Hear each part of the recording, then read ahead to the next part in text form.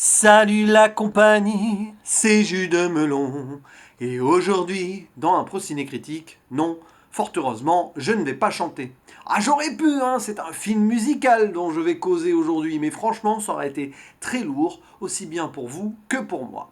Donc, abordons le sujet de Tommy, sorti en 1975, long métrage adapté d'un album des Who, sorti en 1969, et d'ailleurs les Who sont à la production, au scénario, du moins Peter Townsend, ainsi que parmi les acteurs de ce film, réalisé par un certain Ken Russell, dont je découvre l'œuvre ici. Voilà, c'est un metteur en scène dont on m'a dit beaucoup de bien, notamment pour son film Les Diables, qu'il faudra que je vois à tout prix un jour, mais aussi pour un autre long métrage moins connu qui s'appelle Au-delà du réel, qu'on m'a conseillé un jour dans un commentaire d'une de mes critiques.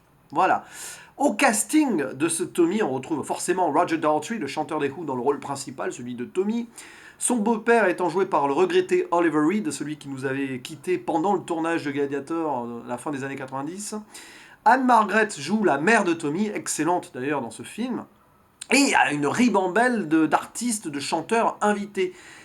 À commencer par Elton John, dont je parle en premier parce que c'est grâce au film Rocketman récemment que j'ai eu envie de voir enfin ce Tommy, puisqu'il y a une scène, un moment où on voit donc Taron Egerton jouer Elton John dans le film euh, Tommy où il chante la chanson Pinball Wizard. Voilà, on est dans la mise en abîme de mise en abîme là quelque part. Et ouais, je connaissais l'existence de ce film que j'avais déjà coché dans mon subconscient à voir un jour, mais du coup, voir cette scène dans Rocketman m'a fait penser qu'il fallait que je le voie très vite, quoi, ce Tommy. D'autres chanteurs ou musiciens apparaissent dans le film, tels que Eric Clapton, qui joue un prêcheur. Il y a aussi Tina Turner, qui joue la Acid Queen, Gypsy Queen, etc. Et d'autres acteurs qui ont des rôles plus petits, mais il y en a un quand même hyper connu depuis, c'est Jack Nicholson, qui joue un responsable, enfin une sorte de psychologue qui s'occupe des problèmes de santé mentale. C'est très drôle, puisque la même année, il jouera dans le film Vol au-dessus d'un nid de coucou, où il est de l'autre côté voilà, de la barrière, si vous voyez ce que je veux dire. Puis après, il jouera dans Shining. Il aime bien, hein, il a bien aimé dans sa carrière, Jack Nicholson, les rôles qui tournent autour de la santé mentale. Et donc, disais-je, ce Tommy, adapté d'un album, est un film musical, une comédie musicale psychédélique et dramatique. Et ça ne fait que chanter de A à Z. C'est pour ça que j'ai commencé cette intro, voilà, avec l'un des thèmes principaux du film. Vous l'aurez reconnu, je pense.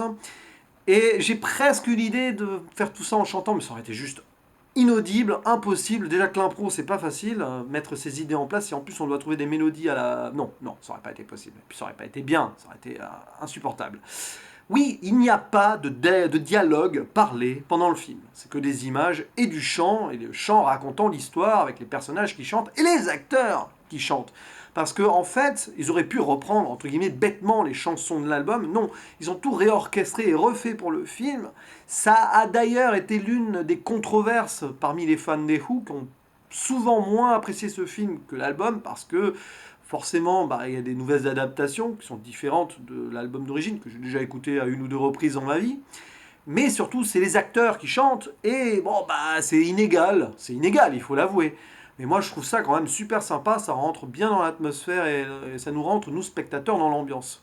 Or, parmi ceux où c'est pas forcément des grands chanteurs, mais les acteurs qui chantent, bah, il y a Oliver Reed, c'est vrai que c'est pas génial tout le temps, mais moi, je trouve que c'est plutôt cool quand même. Par contre, Anne Margaret, elle chante plutôt bien, je trouve. Voilà, donc des exemples et des contre-exemples. Et ce film nous raconte l'histoire du jeune Tommy, donc, qui, enfant, vit un drame incroyable autour de son père, qu'il n'a jamais vraiment connu, et qui revient de la guerre et qui, malheureusement, bah, il se fait recevoir, comme quoi, en gros, il n'était... Vous entendez des canards dehors, c'est bien, c'est bucolique de bon matin, comme ça, oui, parce que je profite de la fraîcheur matinale pour faire cette critique. J'imagine que vous savez pourquoi, vous vous doutez bien.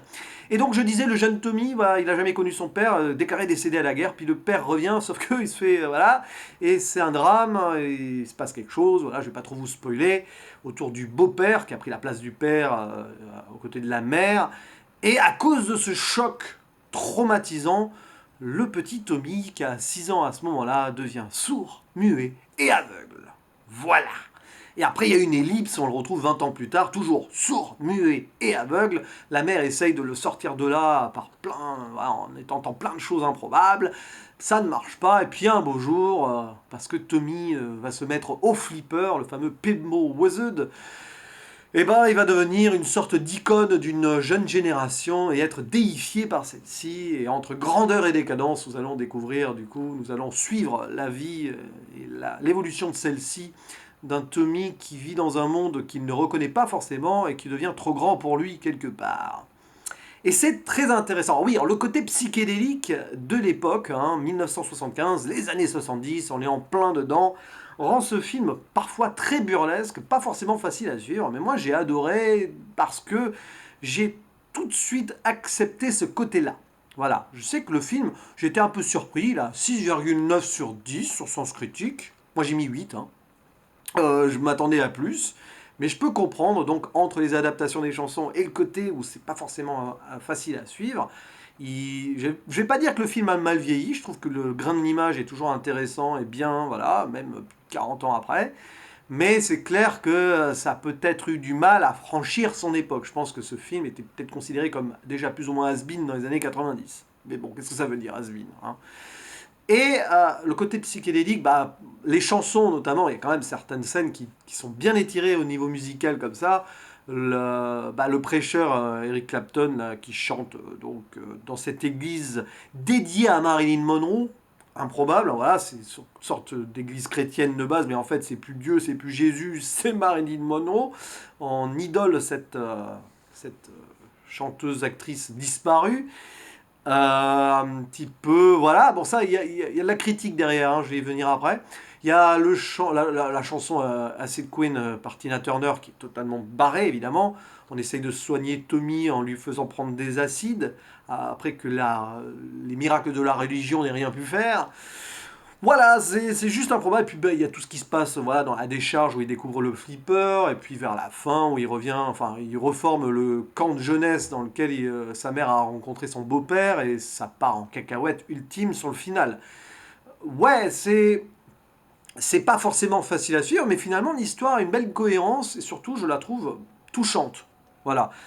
Et en plus, le film n'est pas dénué de poésie. Sur son début, et sa fin notamment, qui forme un cercle, voilà, qui se referme, je ne vais pas en dire plus.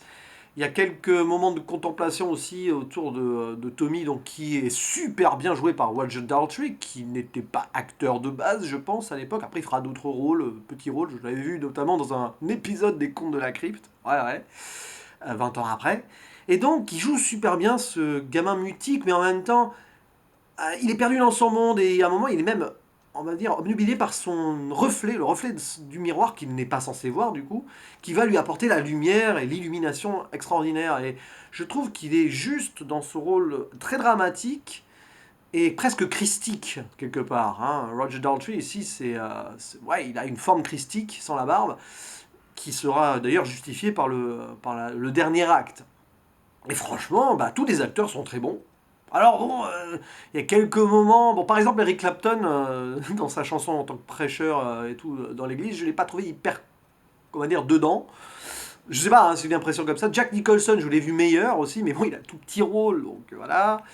Mais sinon, grosso modo, c'est quand même super bien fait à ce niveau-là, et c'est bien rythmé, et on passe de bons moments.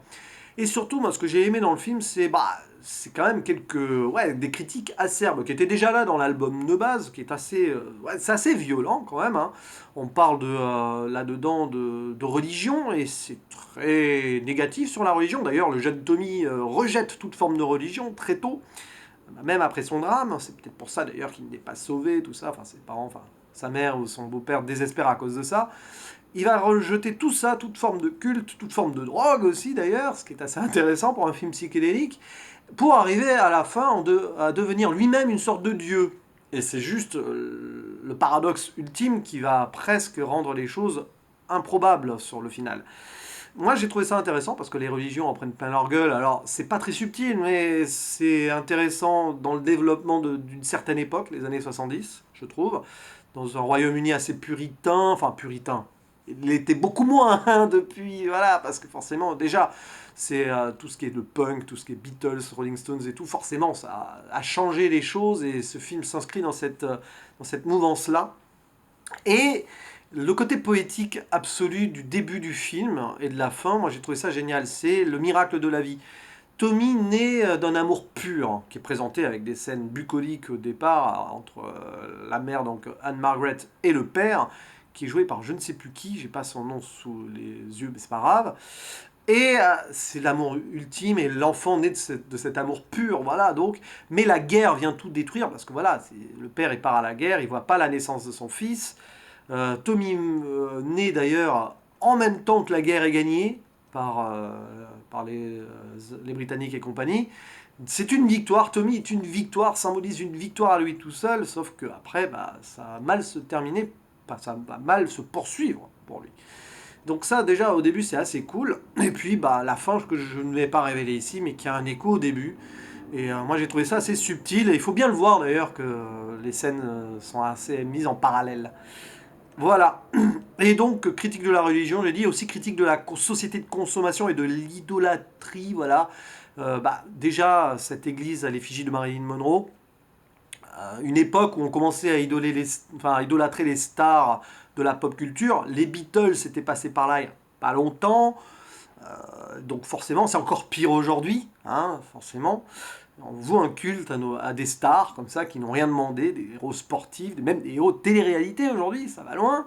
Donc il y a ce côté-là qui est très acerbe et c'est assez intéressant que ça vienne des Who parce que bah, ils commençaient à avoir ils avaient déjà leur beau succès à l'époque et c'est comme si à travers et cet album d'abord et le film surtout là, et c'est comme si rejeter toute forme de célébrité, d'idolâtrie et pourtant le personnage principal de Tommy, donc leur chanteur, est adulé.